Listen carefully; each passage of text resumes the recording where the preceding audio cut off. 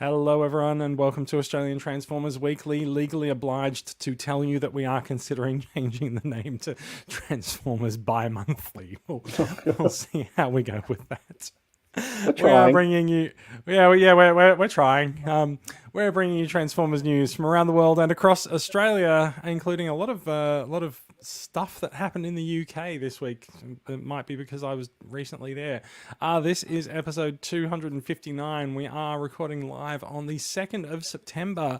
2022. It has been a couple of months since the last record, so we might be a little bit rusty.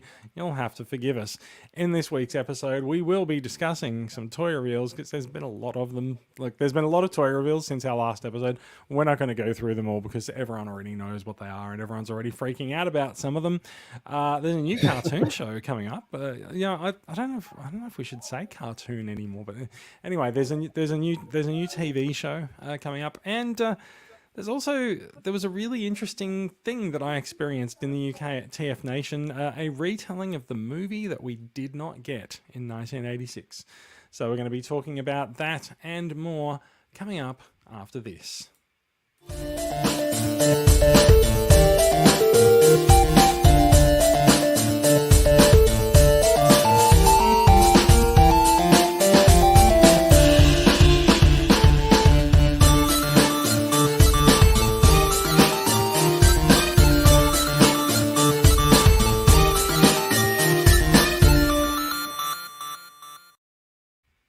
G'day. That's greeting every single viewer individually there. That's an old fast forward joke, actually, isn't it? Welcome to the show. I'm Jason. Joining me from Max. You said to me earlier. Obviously, I'm in student accommodation, but like it's not actually obvious. But Max is Uh, joining us from an undisclosed location somewhere in the student accommodation. I'm going to say of Adelaide, but I don't actually know where you are. I'm in your neck, and by your neck of the woods, I mean 5 hours away. I'm in Armidale now, so You're in you're in studying Armidale now. Do you mean you've moved? This is what happens when we don't do a temporary. show. This is what we do. I Happen when we know don't do we're a sort show of for out two of the months. loop. So hang on. Do you Yeah, live in no, New South Wales now? temporarily. I'm going back to SA on Wednesday. Oh, right. So Yeah, I'm just looking at the live viewer stats, and like I've just seen South Australia's just gone dark. So yeah, I know. thanks a That bunch. was well, the one South Australian viewer was me, so it's That was you with the YouTube video open up in the background. I see. That's how it works. yeah. Yeah. No, look, it's so you're. I've become the very thing I swore to destroy. I'm living in New South Wales now. I'm not sure. Did you swear to destroy me? I'm No, not sure. I don't know. And also, it's just that general Eastern States apathy. I think we all secretly harbour. I mean, let's not lie. It does go the other way as well. It's okay. It does go. Um, It's a free for Mark all. also asks, "Is Max your real name?" Or Uh, is Max your real name, or are you actually in witness protection, disguised as student accommodation? no, Max is my real name. Whether or not Mark also says Mount Panorama is in New South Wales. Mate, are we just gonna play What's My Landmark now or something? But, and a good evening to Rob Franklin also watching along in the group as well. So thank you everyone. We do love live comments, and we're all very happy to play along, and everyone's happy to have the live podcast records back. I hope so. It's been, as I keep saying, it's been a while since it's been a while since we've been on. We have an item in the run sheet that says notable things that happened this week, dash dot dot dot or month. I think we've already talked about notable things that have happened. You've moved states. I've been overseas. I stopped off in Singapore for a few days, did some Transformers shopping in Singapore, and then I went over to the UK for TF Nation in the middle of August. Absolutely smashing fun experience. Just enjoyed it so much. It's the first live TF Nation since 2019, so got to see all these people that I haven't seen in about 3 years, and just yeah, many hugs were given and received, and thankfully COVID was not. I've seen a screenshot. Or I've seen a photo from one of the IDW guys there who posted a negative COVID result and said, "This is amazing considering how many people kissed me on the weekend." So yeah, that's I did see a few photos of the event. It seemed very, very close. it is. It is. I guess close is an interesting term, but like, everyone's it's a very close knit event, and like people did keep their distance from each other, like physical distancing because of the pandemic, obviously. But there's only so much you can do when you're in a confined location. Also, it's worth noting that the UK is currently going through an extreme summer. An extremely summer bout of weather. So, let me put up the screen share. I've got some photos, and so this photo. This is the dealer room at TF Nation. It's just gone black, so that's great. There we go. Gone well. Yeah, it's great. So this is the dealer room at TF Nation. It's I think it's a ballroom at the Hilton Birmingham NEC, and so not gonna lie, this room was stinking hot.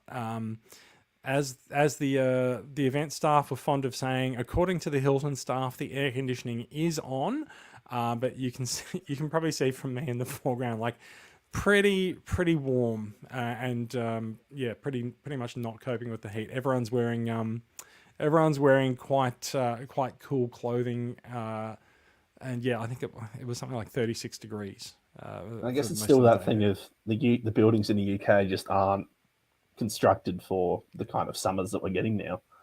No, they're not. It's just this uphill battle. Yeah, that's the simple thing is that the air conditioning is not built for it. However, over in the distance on the wall, you can see a doorway that goes out to the hallway, and as soon as you exit the dealer room, the air conditioning hits you in the face, and you are like that. You're like that GIF of Nicolas Cage stepping off the plane for the first time in Con Air and feeling the cool air conditioned air on his face. Had an absolutely smashing time. I'm going to go through a couple of photos I got here. Was happily sat in the audience as they did a launch with the Royal Mail of their new Transformers stamps, which have come out yesterday in the UK. There's 8 sets of stamps. There's 8 stamps in the main set. There you can see Prime, Megatron, Bumblebee, Starscream, Grimlock, Soundwave, RC, and Shockwave. Said some of those in the wrong order. And the artwork is by longtime Marvel UK artist Andrew Wildman, who I got to meet for the very first time at this TF Nation. Lovely chap.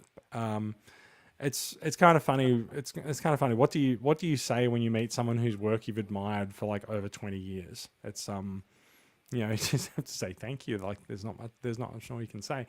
So while the main product is these 8 stamps, there's other stamps. There's a set of Dinobots. There's gold ingots. There's large-scale prints. There's books with the Matrix cover. There's coins. There's metallic ingots and things like that. There's also a bit of artwork by Jeff Senior on the products as well. So yeah, it was pretty much fantastic. I didn't expect going to TF Nation that the Royal Mail would be the thing that costs me the most money at TF Nation, but there you go. I think I spent about £280 because I just decided I'm just going to get one of everything, and that one of everything, it adds up quite a lot. I will say, I will give a little funny story about the stamps. The gentleman on the right in this photo is from the Royal Mail, but he's also a Transformers fan and attends TF Nation anyway, and he said that according to the process of creating new stamps for the Royal Mail, the process is that any new stamp is placed in front of the Queen and the Queen approves it, which means the Queen has officially signed off on stamps featuring our favourite transforming robots. And that's I think that's a nice little it's a nice little thing to consider, that the Queen has had to sign off on Transformers. Something incredibly British about that. It is. It is. You're right. Violently Yes. British. Let's move. Let's move on a little bit.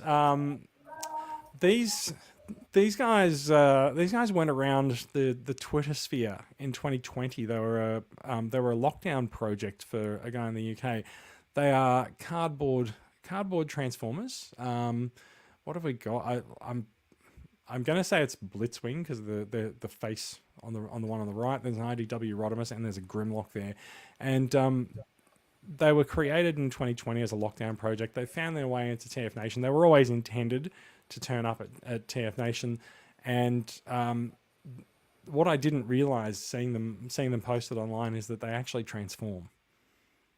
So the guy who created these, they are made of like just brown cardboard. You can see some of the tape and marks holding them together around here, but they do transform into their alt modes. Quite an accomplishment. And he did a couple of Twitter threads showing off the actual step-by-step transformation, and it's not, it's not like just lying it down and folding some bits in. Yeah, no, like, that's how you do transforming cosplay. Like it's like proper, high, like well-engineered stuff, and I'm, in something that's handmade of this scale, it's insane. That's right. Yeah. So you can see here, like there's swivels in the elbows on Blitzwing and on Rodimus. In fact, most of them have sort of some swivels and stuff. The astonishing part of this was that they were offered for sale to me as well. I'm like, I'm going to think about how I could get this home, but I've got no idea. I don't think with the Royal Mail, obviously. Yeah, posted home with the Royal Mail. I got to say, actually, with the Royal Mail stuff, so it was launched in mid-August at TF Nation, but officially released 1st of September yesterday. And I got to say, I received 5 separate emails from the Royal Mail advising me that different parts of my order have been shipped, and none of them have tracking, even though they're coming to Australia.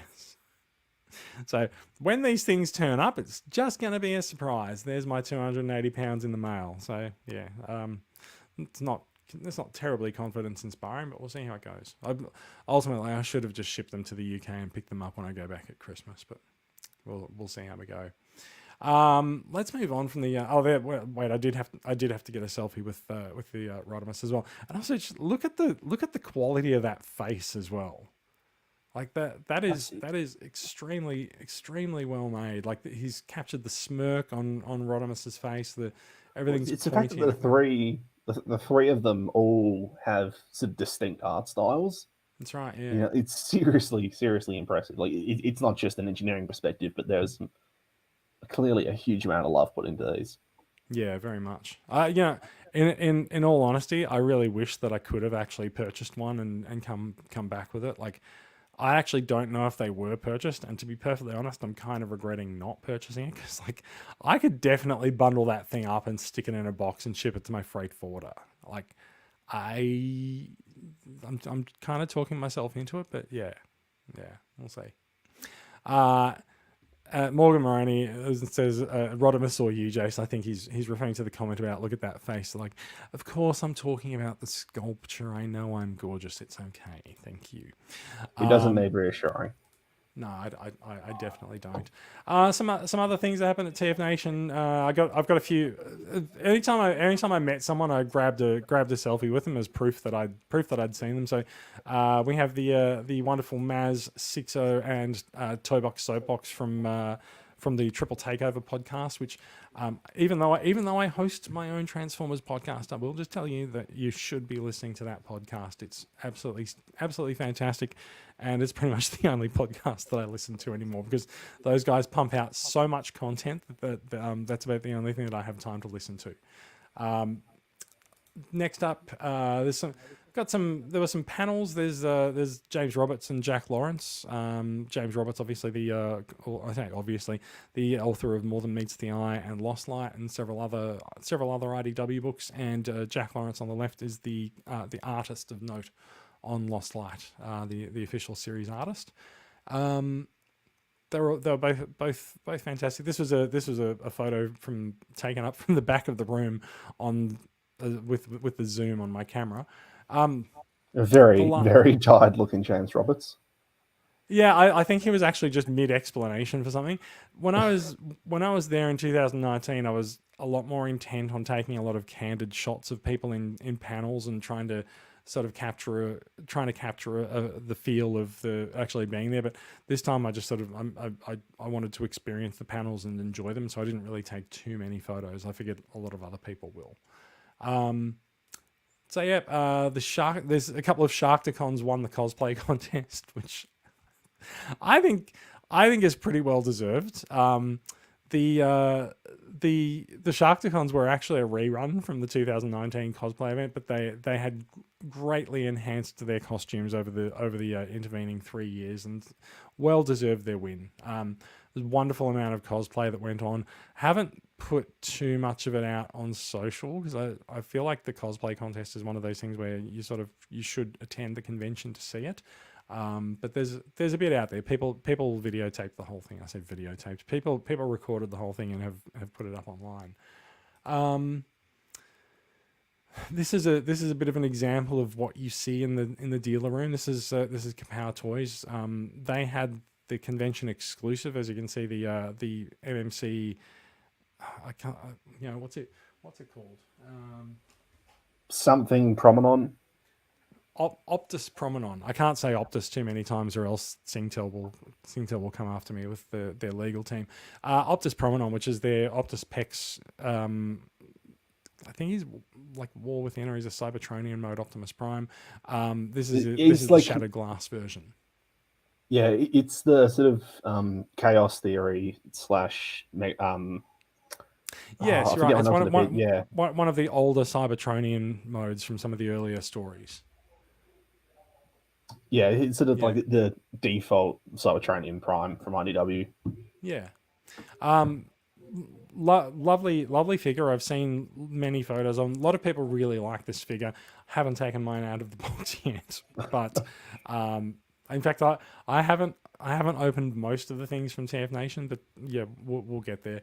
I got to hold an absolutely fantastic Optimus Primal sword. This is a 3D printed sword. It's amazing. So of course, like I had to hold it up and pretend that I have the power like that other franchise. Nick Roche, also very well regarded IDW author and artist. Lovely guy. Stopped for a chat as we were wandering around the dealer room. A similar photo for this one has already gone out thanks to Thew. Bunch of us went out and had a nice drink by the lake on the Saturday night, and I've heard about that. all fantastic folks. So yeah, really enjoyed it. I think I heard there were many drinks by the lake. There were many drinks by the lake, but when I went out there, it was getting pretty late, and I think we decided, because we had run out of alcohol, we basically went to the bar at the Hilton, grabbed a couple of drinks each, and then went out. And so, like, once we've drunk the drinks, it's time to go back and get more, and then we just decided to stay there. But yeah, it was lovely time hanging out by the lake. Most of the time at TF Nation you hang out at the bar, but this was a little bit different, and it was also nice to sort of get out because the weather was so hot. Gavin Spence, who makes the Transformers reviews done quick, the TRDQ shorts on YouTube, which I was very happy to tell him is one of the only things that I subscribe to on YouTube, even though we're on YouTube, because it suits my attention span. I do not have the patience to watch 20-minute detailed, exhaustive breakdowns of figures. I've got about 2 minutes, and you got about 2 minutes to explain to me what the figure is, why you like it, show its alt mode, and then I'm done. So yeah, Gavin is lovely. Gavin also makes pins, which, as you might know, pins are something that is sort of close to my heart for a collector. So I will show you Gavin's pin later for this year. There's James Roberts himself there. And while I was chatting to James Roberts, Jack Lawrence ran over for a hug. And Jack Lawrence gives some of the best hugs that you can get at conventions. So if you do find yourself at a convention with Jack, do avail yourself of the hug service. Jim Sorensen, token. I say token American. There are a few Americans there. I think there were there were a couple of Americans and a couple of Australians there. So I think the Australians may have outnumbered the Americans, but we'll see. And there's Andrew Wildman. And as I said earlier, I wasn't quite sure what to say. And Mark did put the correct answer in the chat. He just said, "You say I love your work," and I do. So yeah, I was very happy to meet Andrew Wildman after all of these years. There's another. This one's the photo from the bar. I think this might have been the last.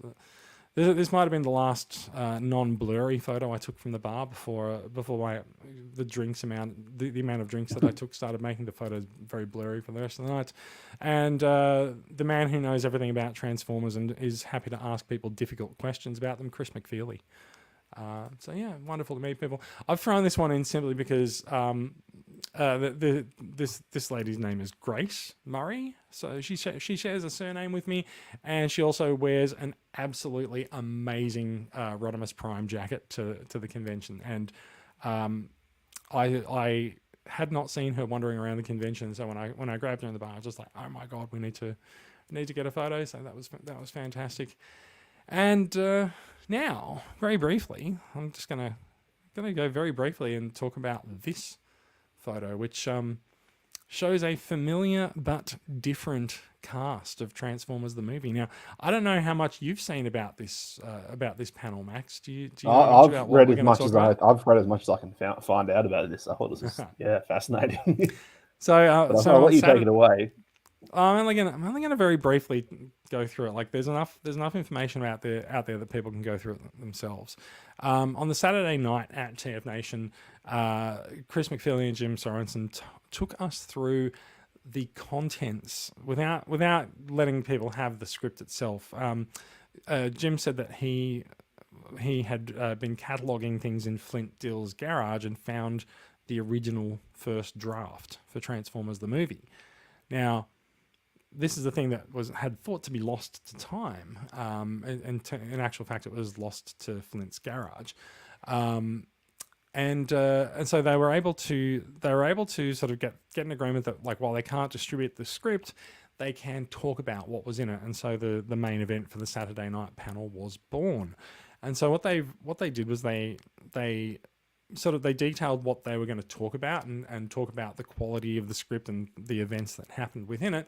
And they were going to get some of the community artists that they often get to illustrate things that happen at these panels, like the Transformers Animated Season 4 from a few years ago. And they were going to get some of the artists from the community to illustrate things and they've done it in such a way that it looks like it's a still from a movie that never was. And so there's a few big differences between the first draft of Transformers the movie and what we eventually got as the animated movie in 1986. And some of the big differences are that the bad guy is not Unicron.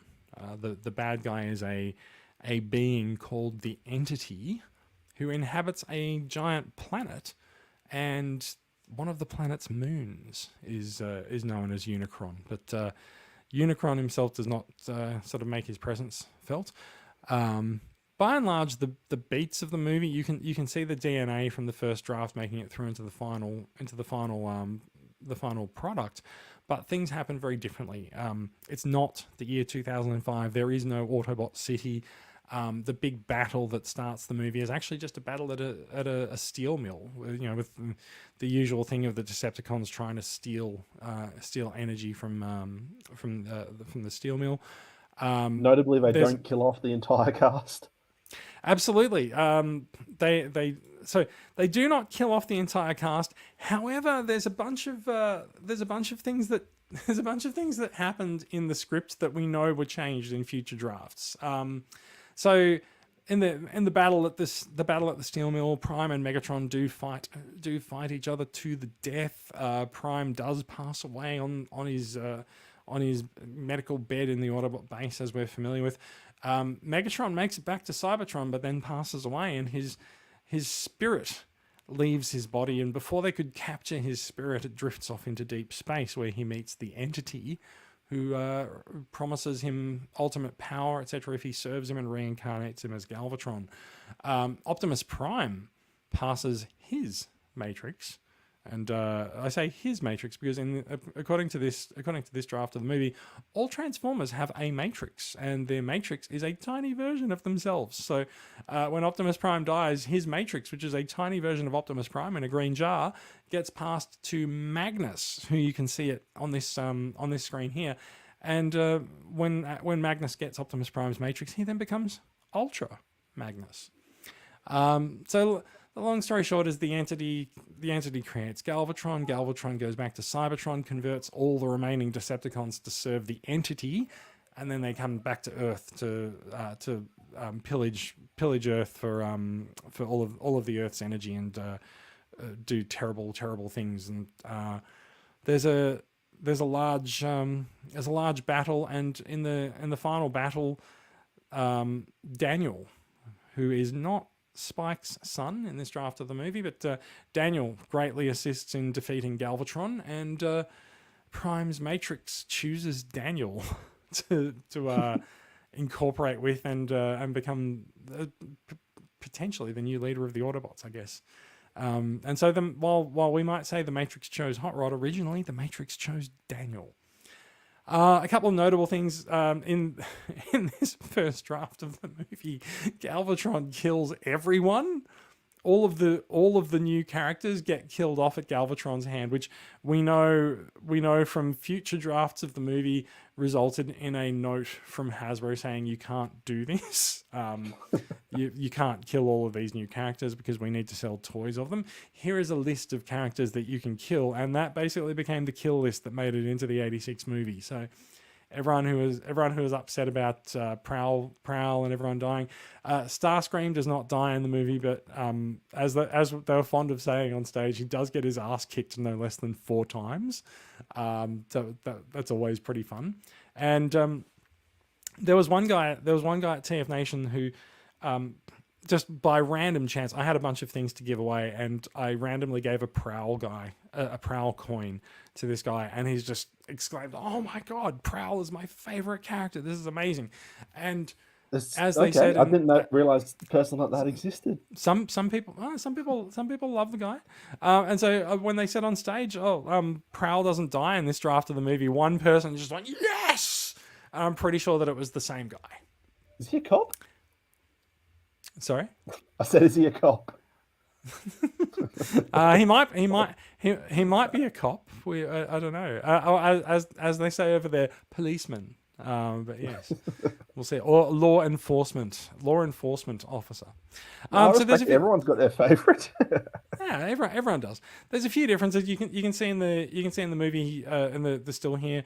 The figure on the left next to Hot Rod is not Cup, but is a different character. Cup sort of came about in later drafts, and you can also see some of the designs in this artwork are based on some of the original designs that made it out around the time, in the 80s or so, and some of the notes that have been found from Flo Derry's work. So Magnus here looks very much like Orion Pax, because they went with a different design for Ultra Magnus, and as the guy said on the stage in the panel, Flo Derry does not like to waste designs, so that design became Orion Pax.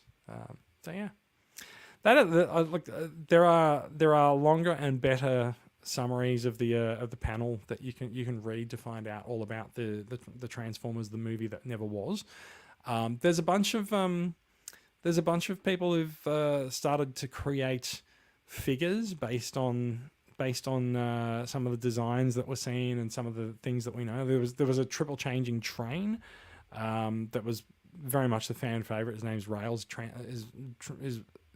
His robot, what passes for a robot mode, is actually a giant snake, and he turned the tide of the battle at the steel mill. So people very much want a Rails figure, and I think there's several customizers and 3D printers who have decided to go for it. A couple of things going. There's a couple of comments say that a comic book adaptation would be cool. That would be an interesting one. A few people have actually suggested that this might be an interesting take for whoever picks up the comics license at the end of the year when it leaves IDW. Might be an interesting idea for them to sort of stamp their own stamp of creativity on the franchise by trying to adapt to this. Could be interesting. Yeah. And there were a bunch of comments in there. Mark says head in the jar, very Futurama. Yeah, I actually had one of those little masterpiece Optimus Prime giveaway figures there on the Sunday. I was like, does anyone have a jar? Like we can make a Prime Matrix with this figure. Sadly, no one did, so I ended up just giving it to someone. But anyway, that was the TF Nation experience for me, and that was probably the most notable panel. That panel has created ripples that have been felt throughout the Transformers fandom in the last few weeks, and it's been, it was just like being there for the Transformers animated season 4 script reading. Like, it's been wonderful to be able to say, I was sitting in the room and I experienced it firsthand. My poor 13-year-old nephew sat through about a quarter of the panel and then just went, I don't know what this is about, and then left and went to go do something else. I think he went to go and play Switch because he hasn't seen the original Transformers the movie, so he had absolutely no point of reference for what they were talking about. Unlike the rest of us who like have it indelibly etched into our memories. So yeah, with that all said and done, that's my wrap up of notable things that happened this week or month. There's a lot of stuff with going on with TF Nation, and I think we should start talking about a little bit of news. What do you think, Max? Can't hurt. Can't hurt. I mean, it could. It depends how heavy the news is, and I guess we do have Revenge of Fallen toys to talk about. So yeah. Yeah, there are some Studio Series figures to talk about. Switching gears to talk about news. We like to open the news with a bit of an update on local releases. I'm not going to talk about what's on screen just yet. Legacy Wave 2. Legacy Wave 2 you'll find sort of spread across JB Hi-Fi and EB Games. I think you'll find G-Axis and Soundwave at EB Games. And do we know if that's hitting regular retail? Like, you can't have some targets? It's an interesting question. So you'll find the deluxes at JB Hi-Fi, and you can also find Blitzwing at JB Hi-Fi. What I think is going to end up happening here, I can't remember if I've talked about this on the podcast before or not. What I think is happening here is that you're going to start seeing a bit of a stratification of retail in Australia. And so if you want this stuff as soon as it's released, you're going to have to go to JB Hi-Fi or EB Games or somewhere else that we would consider more of a specialty store.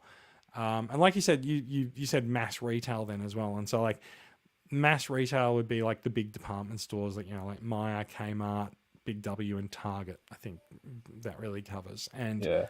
I guess I'm sorry. Well, I think what you're going to find is that if you want the figures as soon as they're released, you're going to have to go to JB or EB and pay a little bit of a premium on them to make sure that you get them when they first come out. And then if you wait a month or two, they might come to one of the mass retailers as well. But I think we've seen JB Hi-Fi has been really good at getting these figures on shelves really quickly. They actually got the G.I. Joe His Tank Megatron out on shelves at the start of August, and I think that was before it was released for most of the other parts of the planet. They also currently have Shattered Glass Ultra Magnus on their store shelves, and he hasn't even been released. He hasn't even been released around Asia. He's come out in the UK, so JB's doing a pretty good job of keeping up to pace with current retail releases.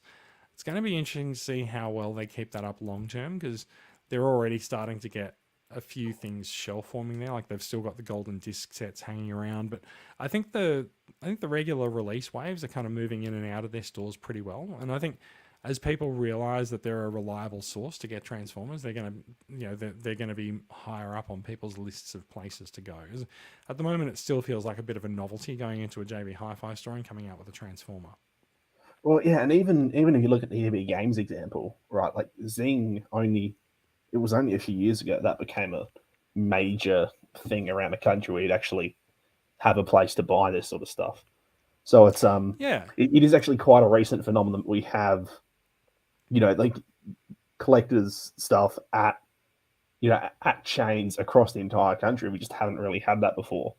So that's right. I think with it doesn't EB, look like it's going anywhere anytime soon. Is the other thing. So if these things do tend to congregate towards JB and EB and whatever else might fill that void, then it's probably not going to be a terrible thing.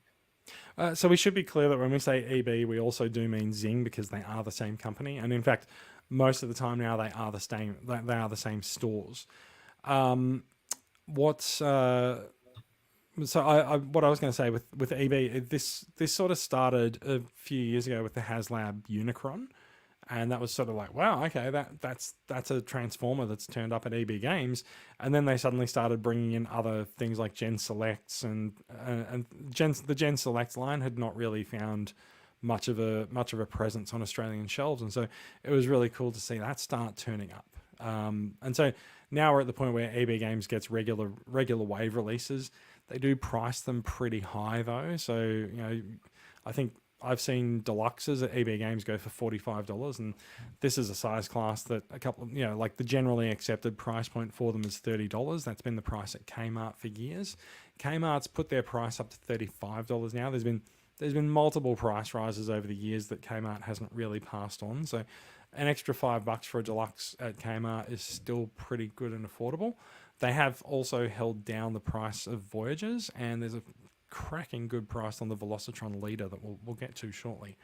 But I do think I think, like I said, if you're worried about getting this stuff and you want it first and you want it sooner than everyone else, and sometimes sooner than everyone else on the planet, like, you're going to end up going to JB or EB and pre-ordering stuff. Now, JB doesn't really have much of a pre-order for Transformers going, but I think they're going to start doing that.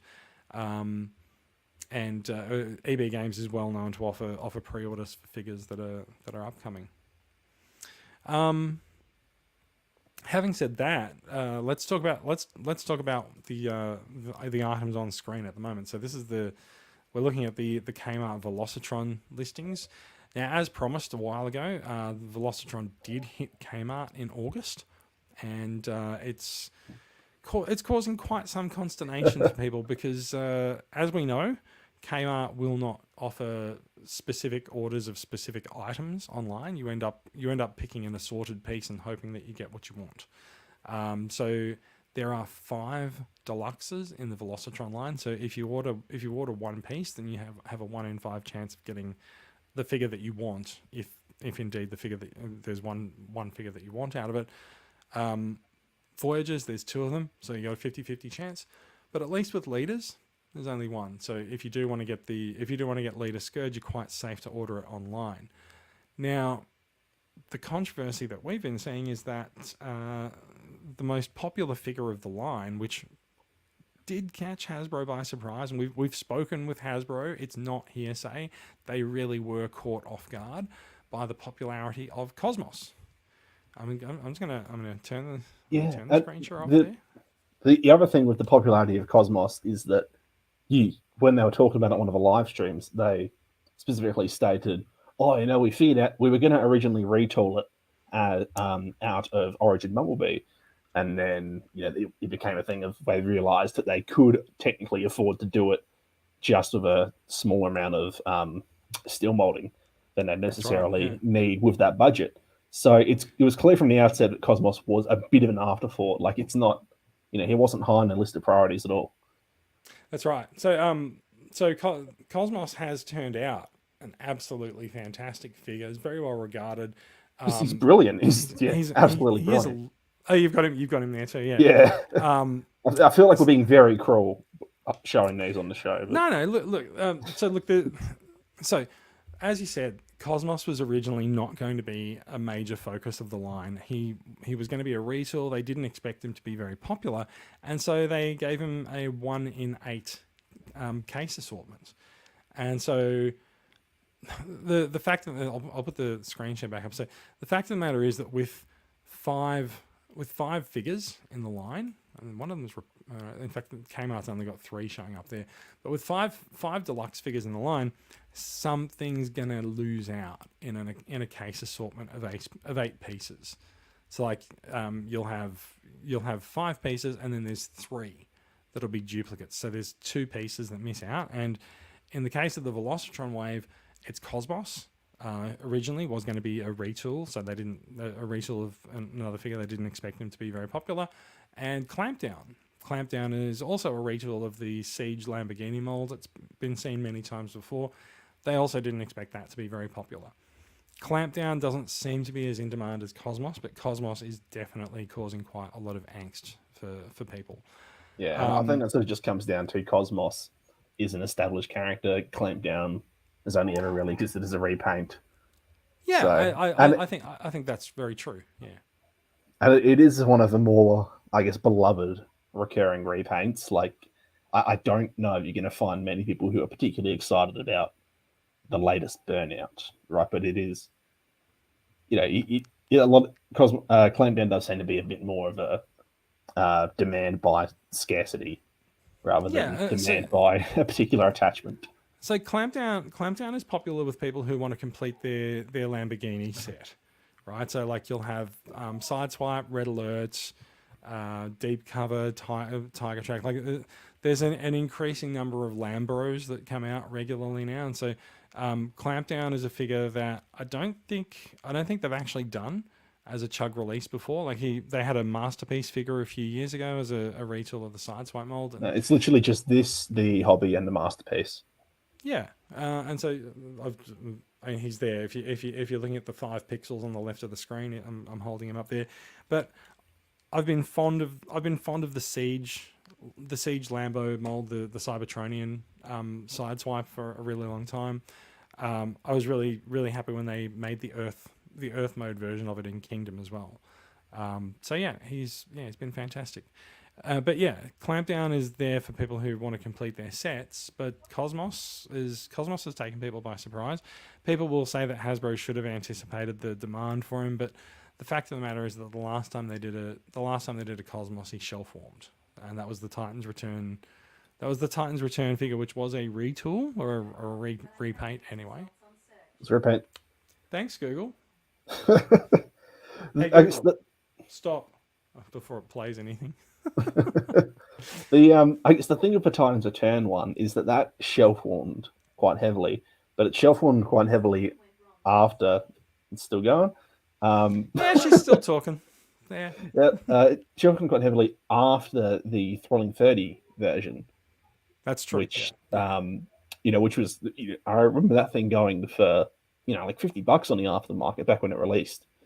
And granted, that was really that. That may have also been a product of scarcity in a way, because it's easy to forget now, but a lot of Thrilling 30 wasn't actually released in Australia at all.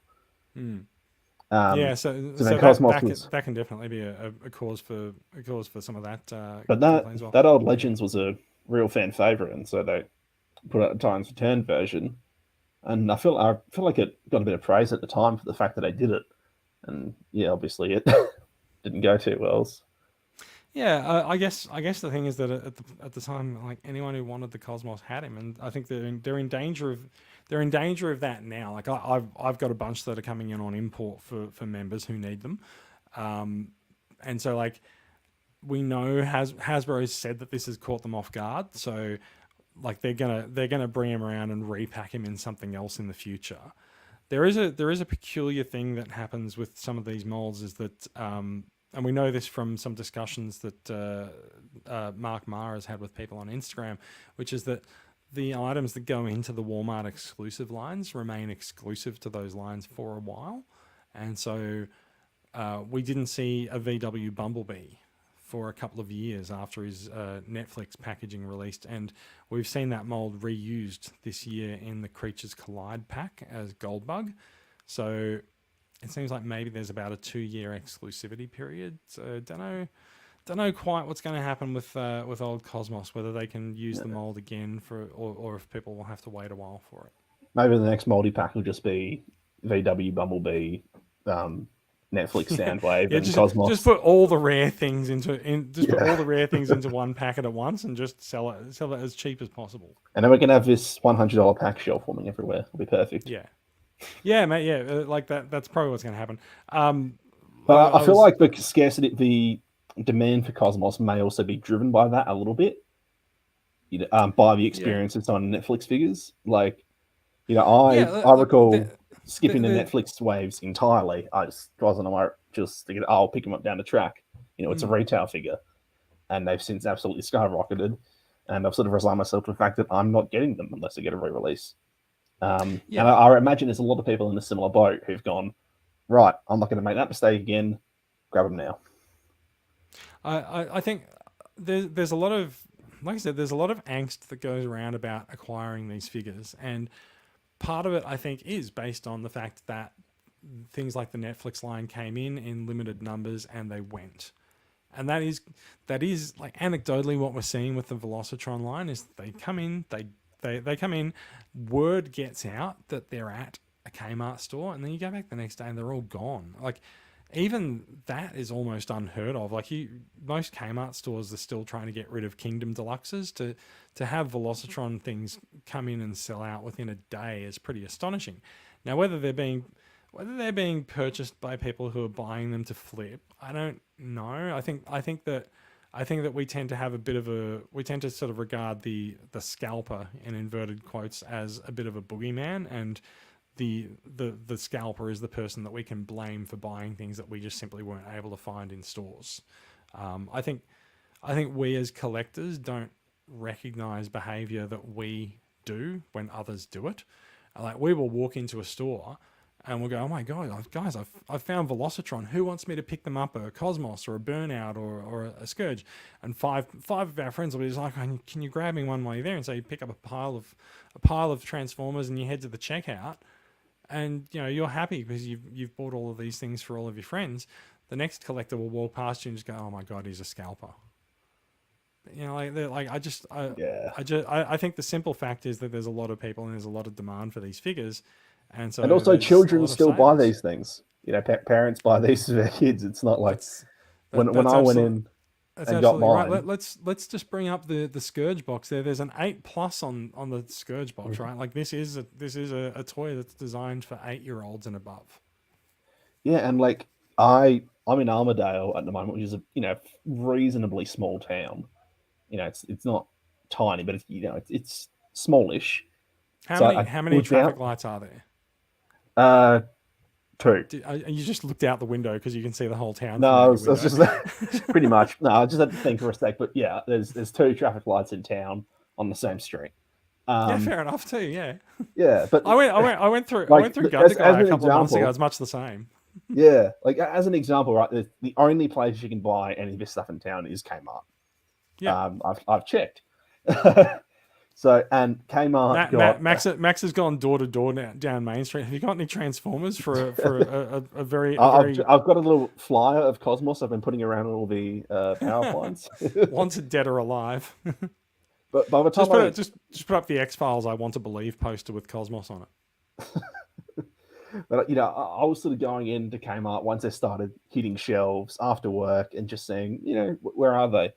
And they put out a stock 4-pack, like 4 of the Scourges, and because they had all this Kingdom Deluxes shelf forming, they didn't put out any of the Deluxes, didn't put out any of the Voyagers. And by the time those came out, which was late last week, the Scourges had all sold out, and I don't think, I don't think there's 4 collectors in town to buy Scourges, because I just haven't seen anyone. You tend to get a finger on the pulse of these things, and I just haven't. I've looked on Gumtree and stuff. It just doesn't seem to be people in town who collect this stuff. Like, obviously there would be people, but I don't think that there's a massive demand. Everyone's going to quickly run in and grab the Scourges from the one Kmart in town. You know, So, parents so are the buying one, things for their kids. yeah, so they're really good. Like they're good things to buy for kids for Christmas presents. But the other thing to remember though is that the way that Kmart's website works is that your stock comes from your nearest store. So there might not be people in Armidale, but there might be people in nearby towns who, when they order Scourge online, it comes from that store, and so it depletes that store's stock. Oh, yeah, true. But I guess the other thing is like by the time the deluxes and the voyages came in, you know, I got a Cosmos and Clampdown because they were left. But you know, I think it was otherwise. It was just like it was a couple of blurs, Hmm. and that was it. Like Road Rocket, um, Burnout, I and haven't actually opened my Blur yet. whatever the Obviously, other one was, they were completely gone. yeah. So I've opened Cosmos, I've opened Clampdown, I haven't opened Blur yet. Those are the only figures that I'm keeping for myself from this line. I may get an override, and I may get a Scourge later. EB Games put up Scourge, which we should talk about the price point for Scourge. EB Games put Yeah. Scourge up for $60, and people are, oh, that's a crazy price point. Like, you know, leaders are $90 plus.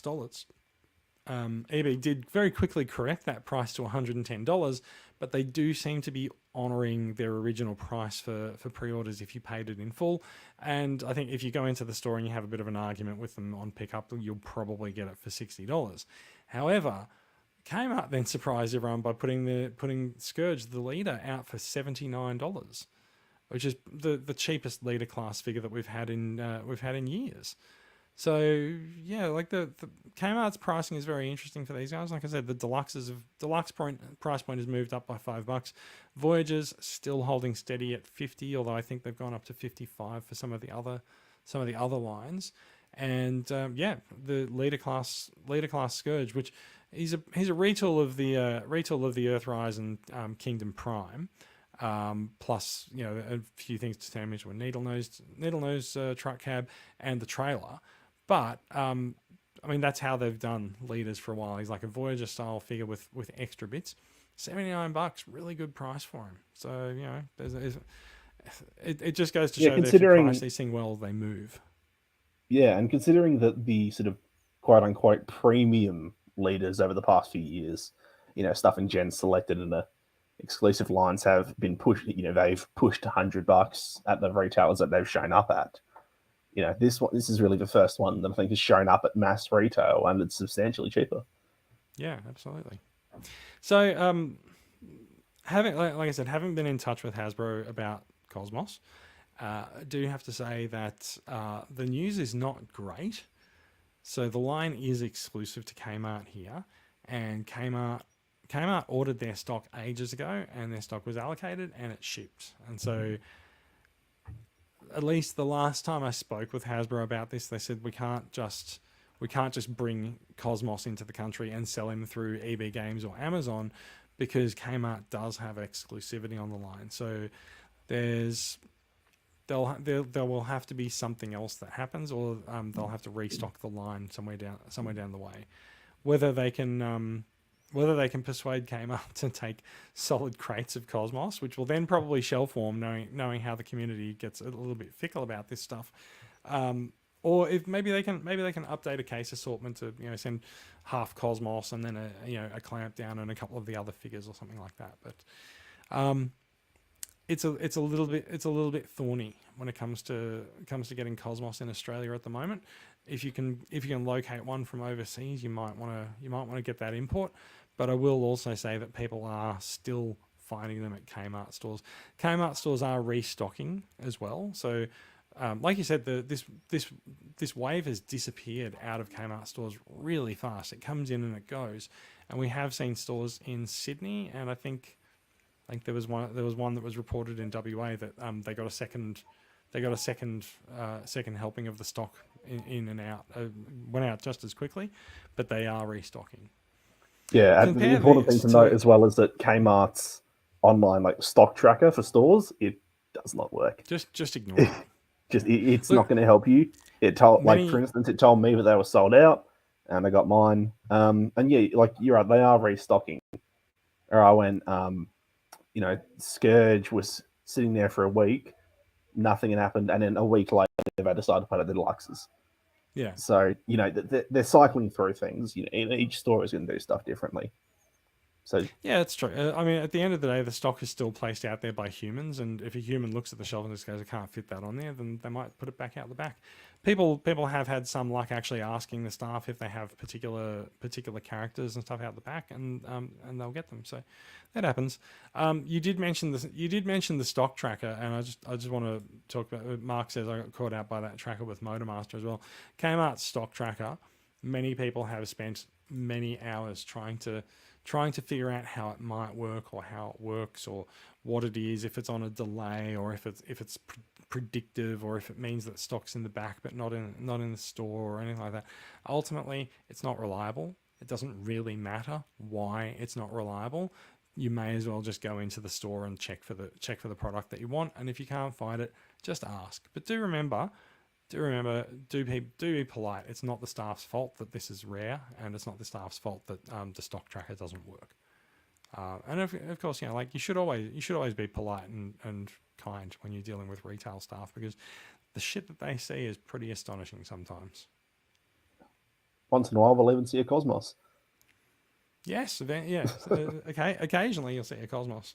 It actually makes me really happy that I picked up my Cosmos in Singapore and took him to the UK to TF Nation, where Velocitron was also sold in that dealer room, and yes, Cosmos disappeared first in that dealer room as well. So the rest of the line was around, but no one could find a Cosmos. However, the interesting thing about Cosmos is that they all appear to be sitting on Smith's store shelves somewhere across the UK. There are stores that have 20 of the things.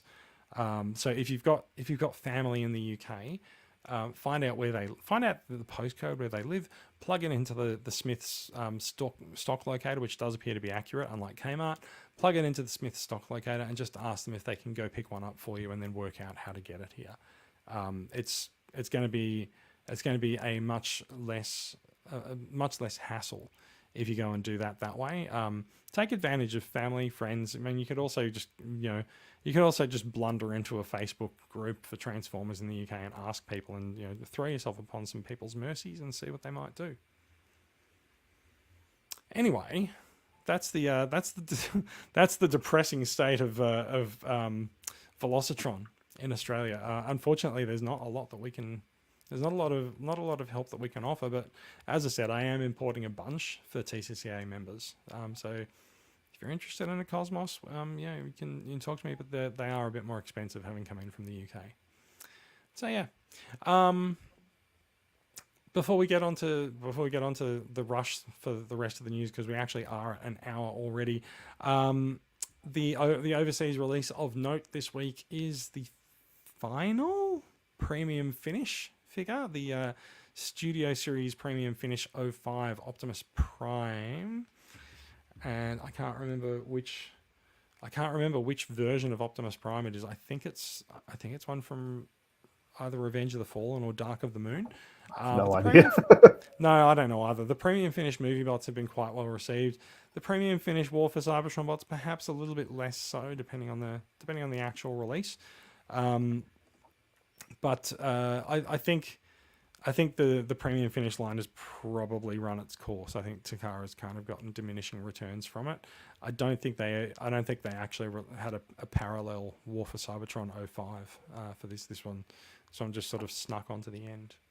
Yeah, so I checked, and it's the original Voyager Prime from Studio Series. Interestingly, not the sort of beefed up retool. I thought that was the. Oh, it is beefed up. I thought that was one of the earlier Studio Series releases. I thought this SSO5 was one of the later movies. Maybe I'm just misremembering which one's which, because it does look to have that sort of flat chest.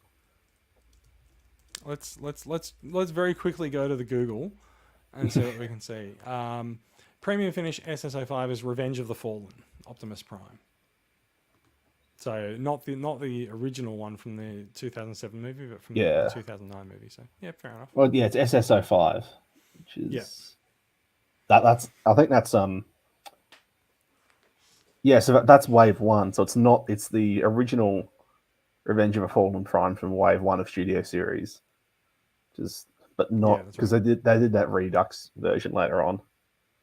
Yeah, I mean, like, there's been Optimus Prime figures. Every 10 Studio Series releases, there's an Optimus Prime. In fact, I think it's I been a haven't while been since there keeping was track. one, but yeah. No, I don't think of that. Um, you know what? We've got a bunch of news stories to talk about, but given that we've spent a while talking about the state of retail in Australia and sort of talking a little bit about stuff from TF Nation, I'm not going to go through most of the news stories. I do want to.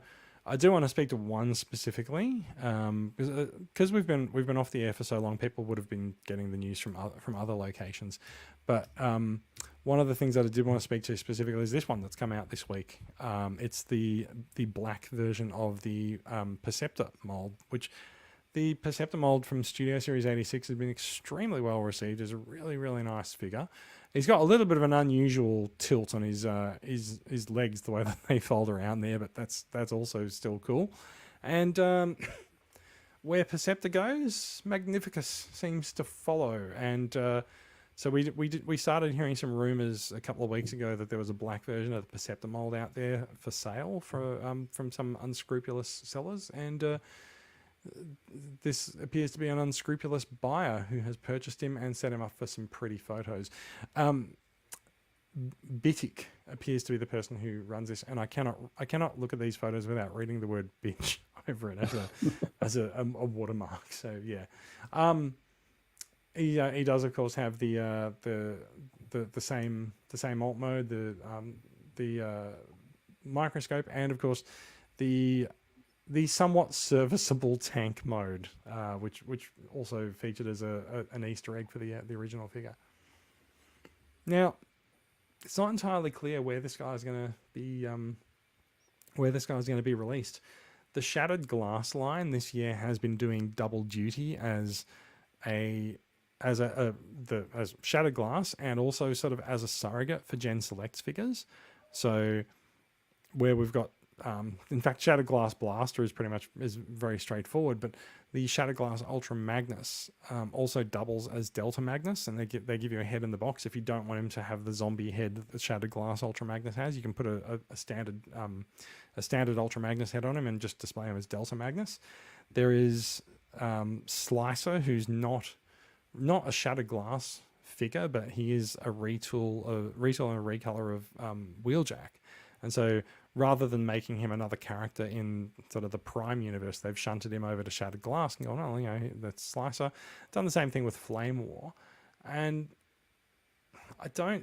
so there's meant to be 5 Shattered Glass releases this year. The 5th one is very heavily rumoured to be Soundwave, and it's apparently also going to be the Netflix Soundwave mold for being reused for the first time, which means Magnificus is probably not going to be in the Shattered Glass line. Well, notably, he has a purple insignia, whereas even though Flame War and Slicer aren't technically Shattered Glass characters, they still have that red insignia from Shattered Glass. Yes, and it's you're kind quite of right. just like suspend your disbelief a bit. Yeah. Whereas, so he's treating definitely that not as a a Shattered rule, Glass figure. yeah. So it seems very likely that he's probably a Gen Select. There is one, and then people will lose their minds if this is the case. There is one more buzzworthy Bumblebee release that's on the cards for later this year. Now, those figures do not come to Australia. We've had Origin Bumblebee, Autobot Silver Streak, Toy Deco Pterosaur, and Toy Deco Dinobot, and the Creatures Collide pack this year. That line has not come to Australia. So if this guy is in fact the last Buzzworthy Deluxe, you are going to want to contact your friends overseas to purchase this on import. There's a lot of toy stores in Singapore and Hong Kong will take your order and ship the items to you at a good rate.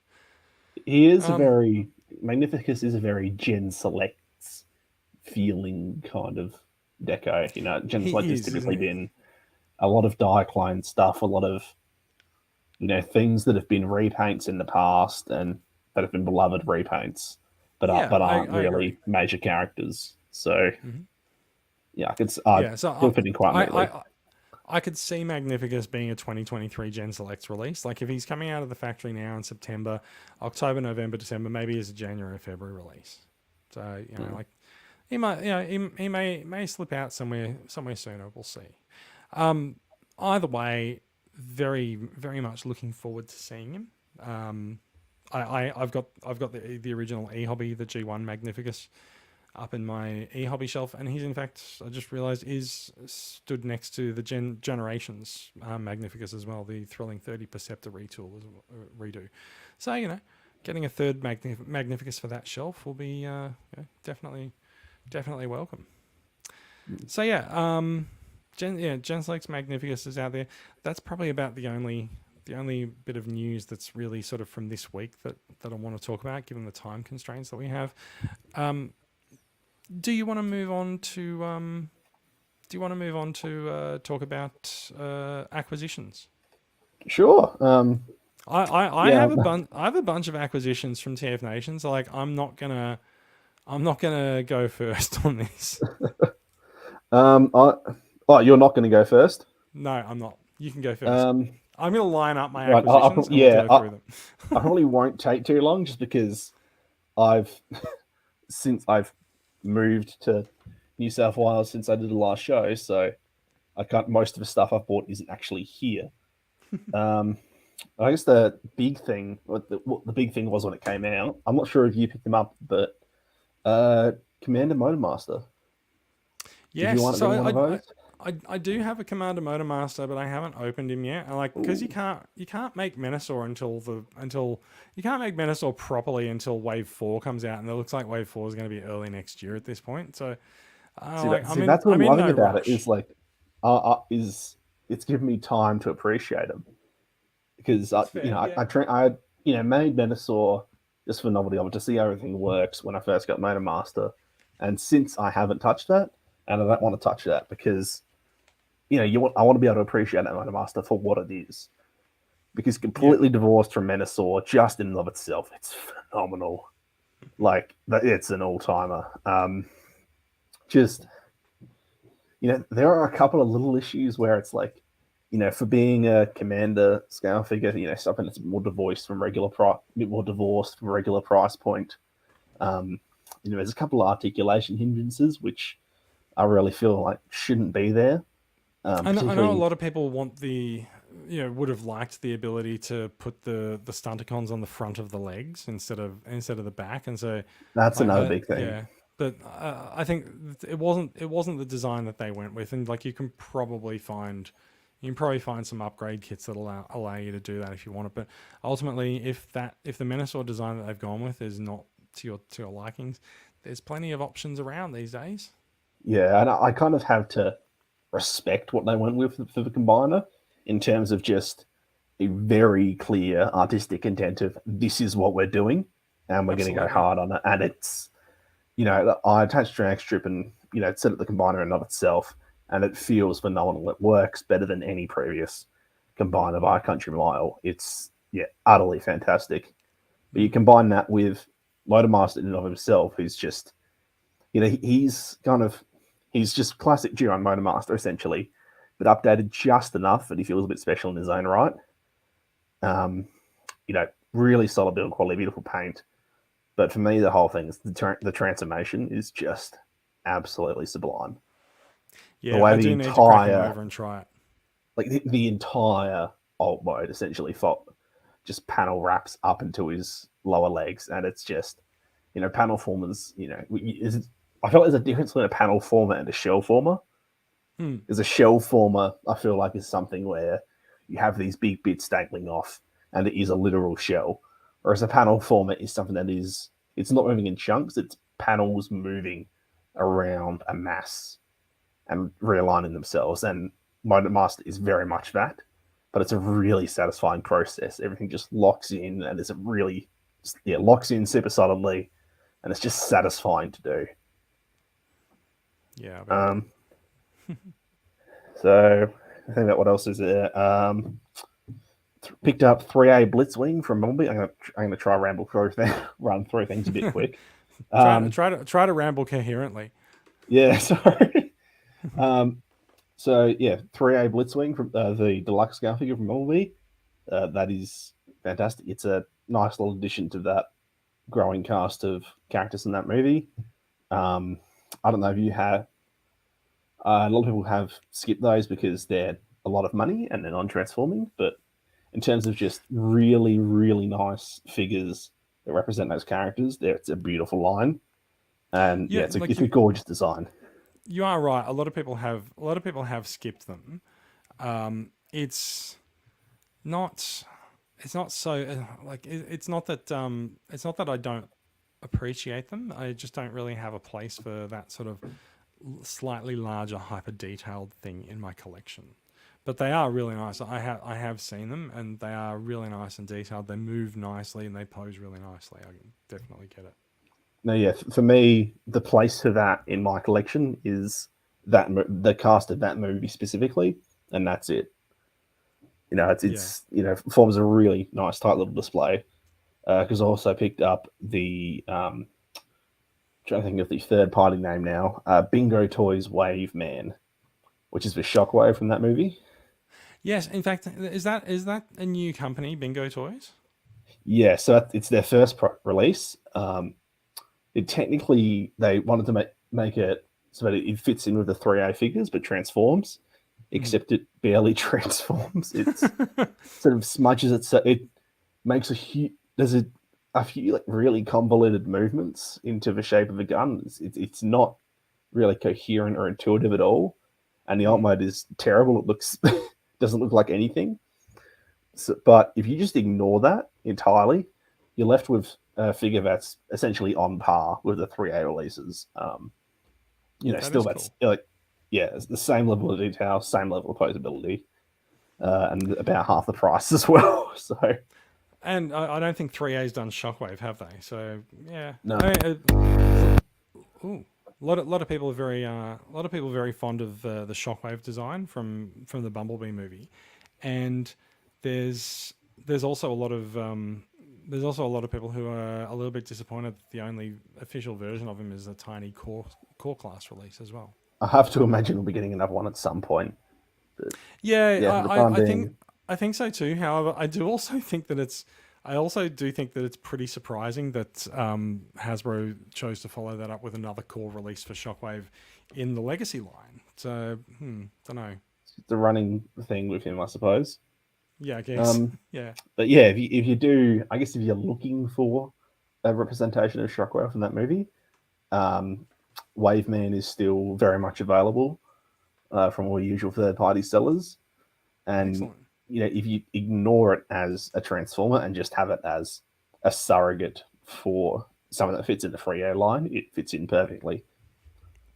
And then I So think now, if I do like that, I need to buy more 3A figures, is what you're saying. you do, except you can have one thing that barely transforms and a bunch Yeah. of others which don't transform and cost twice as much money.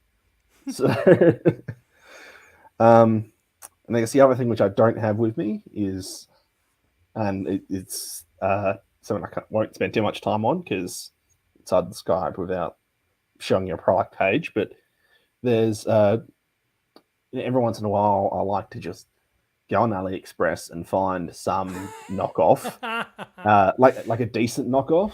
Because there This is are, like dumpster diving for AliExpress.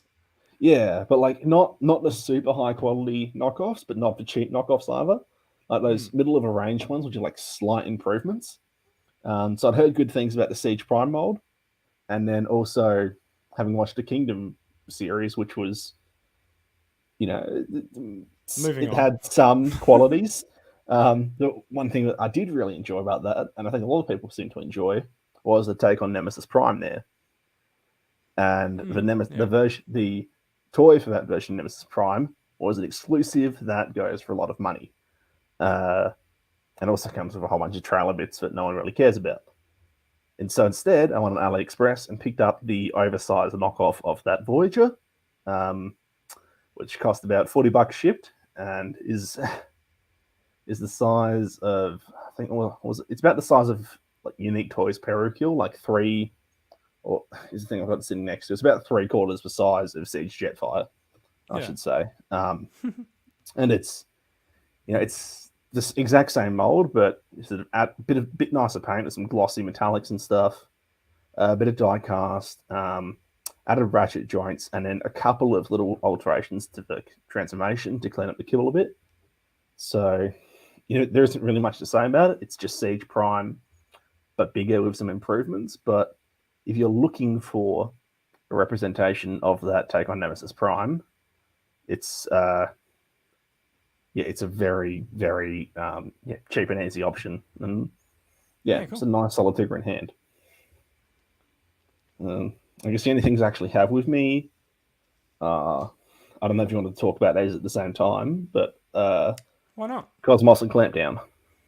Oh yeah, well, I mean, like, so we've sort both of already Cosmos touched and on them down here. So yeah, I love Cosmos. He's a fantastic little tubby UFO, and Clampdown, like I said, I really love the Lamborghini mold. Yeah. Yeah, I put a post up on the Facebook group the other day.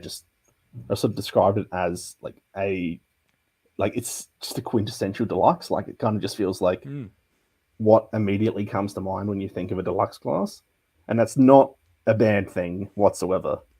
It's not doing anything particularly remarkably well. It just is good at what it does. It's not trying to be anything else. It's just I would solid. actually argue that it actually does a lot of things remarkably well, because people keep buying that mold when they reuse it. Like, it is really intuitive to transform. It's really easy and it's really simple. And even I can transform that without looking at instructions. And I'm a serial instructioner. Yeah, one thing with the transformation, I think I was trying to figure out what I liked so much about it, because it is very simple, and it's not doing any sort of fancy tricks which usually entice you in. But I think the thing I realized that really strikes me about it is that every motion, often you need to have a point of leverage when you're moving something. Right, so if I've got Cosmos here, if I want to shift the shoulders, I've got to grab at the torso and shift the shoulders up. Yeah. Right, like, you need a point of leverage for a lot of motions. This mold doesn't need a leverage point for anything, if that makes sense. So everything you do is just like, it's a natural flow. Like, you just push things and they move in one direction. Anything. Yeah, they just move in one direction only, and then you're done. And you don't need a push pull. It's hard to describe on a point of leverage, but it's just sort of like, it's something you can transform by just like flicking it with one finger. Like, you just do that, right? It's does that make sense? You have to do very little to make it work for you. It does, and that's why I think the transformation of it is actually really intuitive. It's a fantastic and really fun design, and it was actually one of my favorite toys of, I think, 2020 was the Gigawatt repaint as well, because it really lends itself to being reused in multiple ways for different characters. Yeah, it's just gorgeous, and then the paint job on Clampdown as well, it's really beautiful. Yeah, I agree. The paint job has been a little bit controversial because his color scheme has changed a little bit from what we know as his masterpiece color scheme, but they sort of used some of those colors for Red Alert, so it's fair enough. But I think the new color scheme actually complements really well. Well, I think they've explicitly stated they want it to be more distinguishable from Red Alert. Yeah, so absolutely. They swapped it out to be a bit sort of, it's grey and white instead of red and white, which isn't quite as exciting, but it does make him feel a bit more like his own thing. No, I think it's fine. Yeah. Right. Take us away. I'm gonna do a thing here. Now I've got my phone, and I'm holding my phone on the desk, and I've got it pointed at something. I'm gonna bring my phone in as an extra camera. Look at this, incredibly technical. Now, how well can you see this figure here that's in front of us? It's a little blurry, but I'm getting the gist of it. Yeah. So this is a new Transformers animated figure that has not been seen before. He is a custom made animated smokescreen. He's based on the Prowl mold. Now, this has been made by Nathan Luke and our Facebook group. He showed us a custom that he did a few years ago. It was one of his first customs on the original Primal mold, and I just went like, how much to do it again.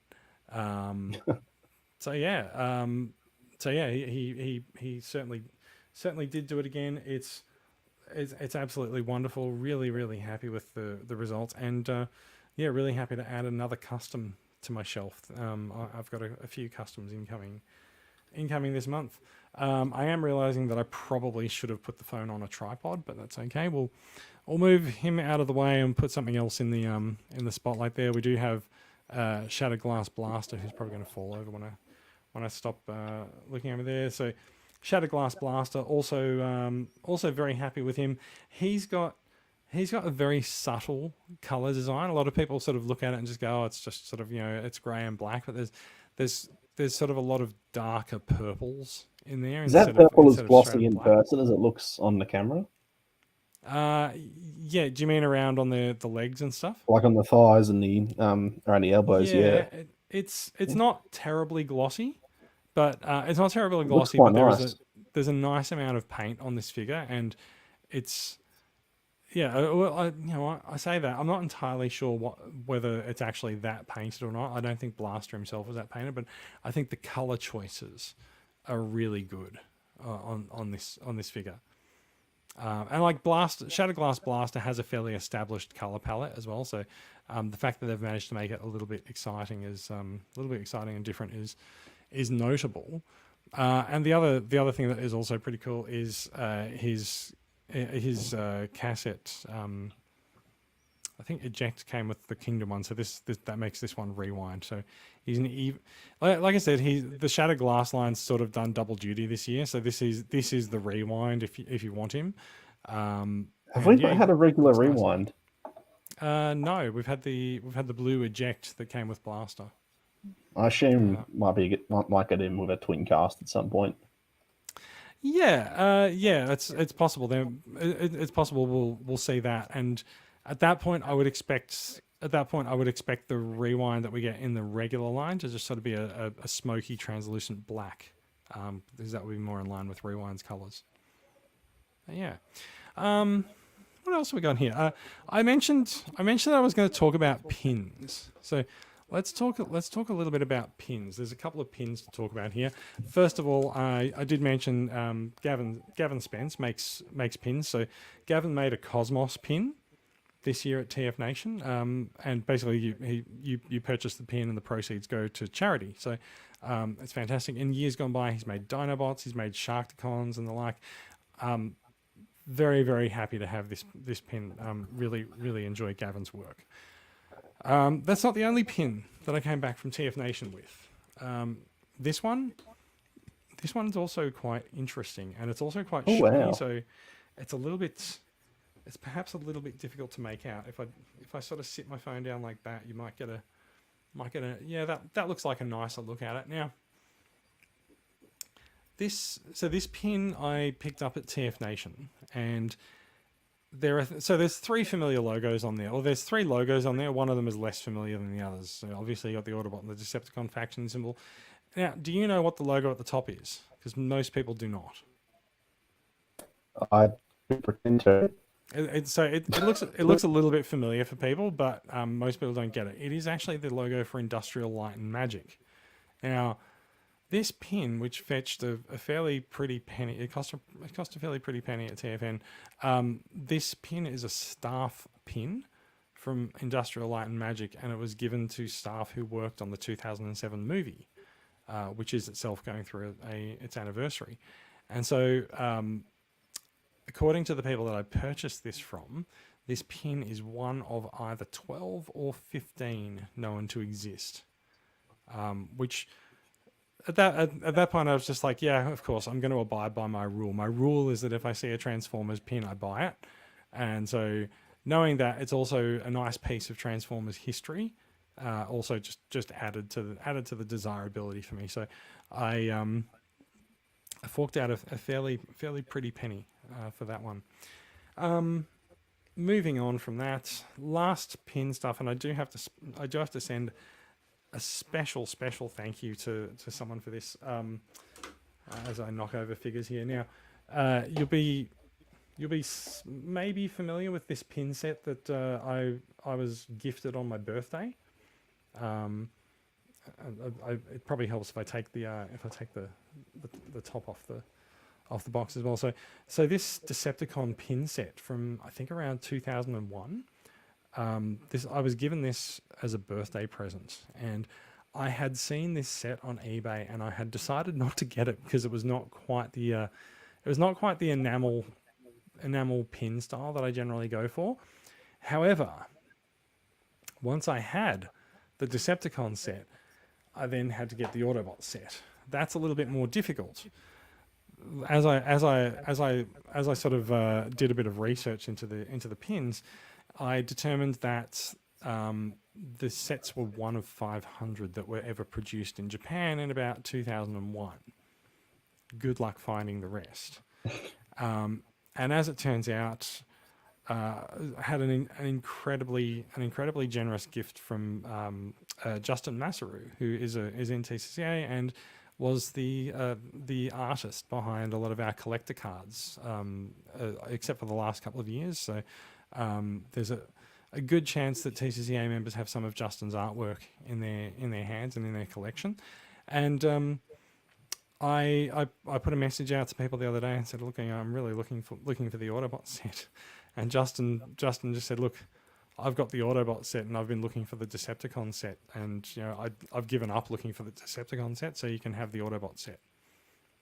So very very generous gift arrived from Justin today. So there's the Autobot set, which I could not find photos of the Autobot set online. So the Autobot set, we've got Prime, Ironhide, Bumblebee, and Mirage in there. And so very humbled, very happy to have this in my pin collection now, and very grateful to Justin for just the massive generosity in gifting me this set. So yeah, I'm I'm quite humbled. Yeah.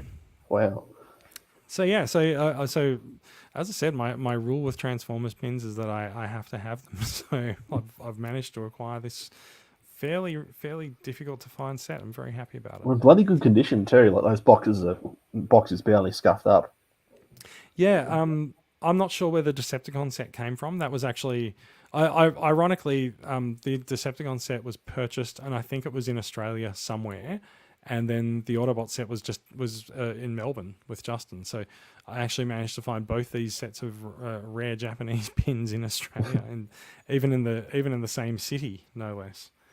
So yeah, and I've actually forgotten the other acquisitions that I was going to go through from TF Nation, which are actual figures, but I haven't opened them yet either. So as you know, I like my e-hobby figures.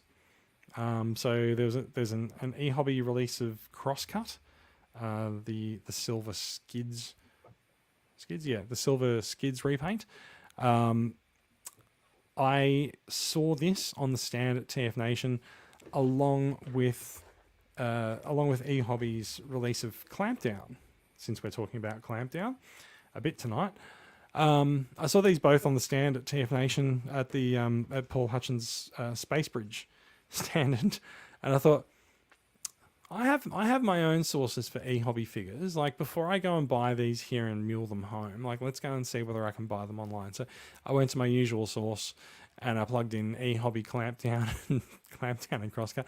There were no results. So they are actually a little bit difficult to come across and a little bit difficult to find. So very happy to say that I've managed to acquire a couple of e-hobbies. I grabbed a couple of e-hobby figures last time I went to TF Nation as well.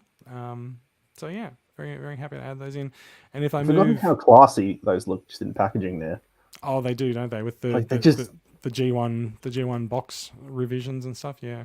Yeah, it's a G1 box, but just a bit nicer. That's true. Yeah. And this is something about it.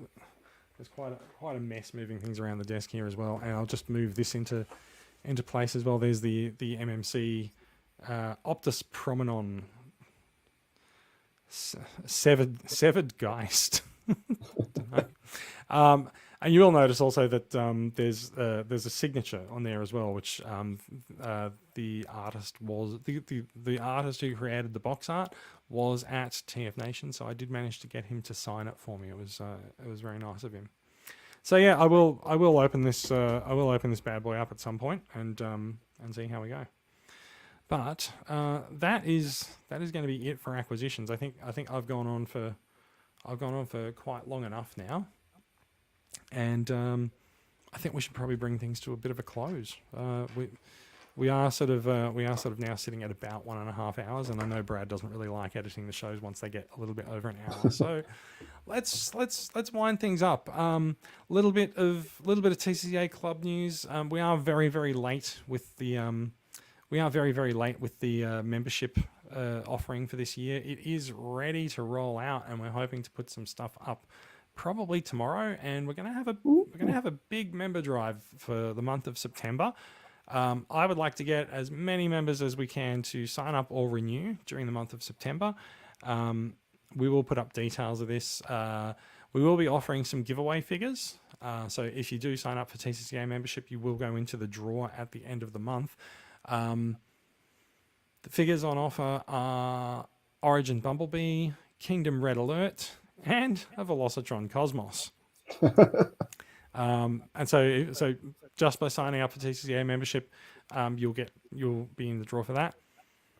If we get to, I can't remember if I decided it was 100 or 150 figures, we also have a mint and sealed box Combiner Wars Devastator that will be added into the prize pool. And so if your name is drawn, you will be able to choose the prize that you want from the prize pool. And if we get to 200 members in 1 month, a couple of things will happen. One is that Simon will have a heart attack having to mail out 200 member packs in a month. This is something that took us about 8 to 10 months last year to get 200 members. So if we get 200 members in 1 month, Simon's going to have not a fun time. However, the member packs are a little bit simpler this year, so it won't be too bad for him. But also, if we get 200 members in 1 month, I will be adding an Earthrise Seeker, Ramjet, and Dirge 2-pack into the prize pool. So, bit of an incentive. There's a few things. Several in there that incentives. people have, there's a few things in there that people have been after for a really long time, and those Seekers have been sitting on the shelf here, waiting to be earmarked for a TCCA fundraiser for a long time. So. We're going to finally pull the trigger on that, and hope that we can use that to drive up membership for the year. And that will be it. So expect to see those announcements come out over the course of the weekend, and you will have until the end of September to you will have until the end of September to do that. That'll be it for the show, and thank you everyone for watching along. Thank you for listening to us blither on about the movie that never was, and talking about Cosmos and distribution and things like that. And we will try to be back next week. the chances are not good as we've been going, but we are going to try to make a bit of an effort to get more regular appearances, which might mean shaking things up a little bit in the hosting chairs, but we'll see how we go. So yeah, we'll see what happens. And that's it. There's a whole spiel that I need to go through. I need to scroll down to the next page of the sheet. Spiel away. Thank you. You can find out more about the stories that we didn't really cover, but regular stories is covered in the run sheet.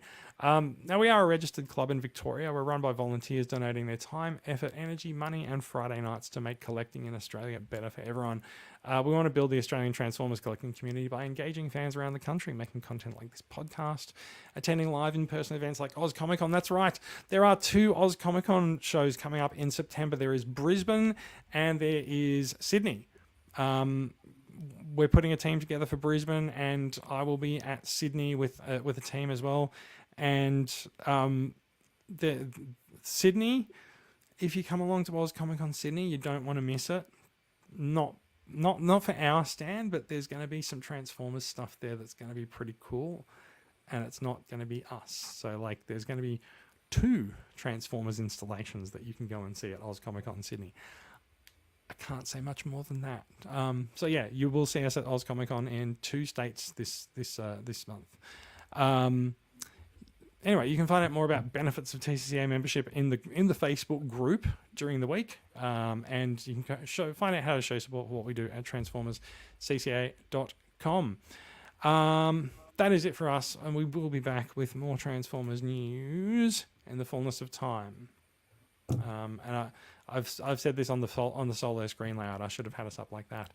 Anything? I tend to shut down at this point anyway. Yeah. Anything to add before we go, Max? So speak now or forever hold your peace. I don't know. Until the next. Feel free to harass us so we, actually get another episode out. Yes, please do. Please do harass us. Sometimes you need someone cracking the whip. Yeah, that's true. That's true. All right. Thank you, everyone. Thank you for watching. Thank you for commenting live. And thank you for listening to the podcast if you are listening on a download as well. Much appreciated. And we will see you again soon.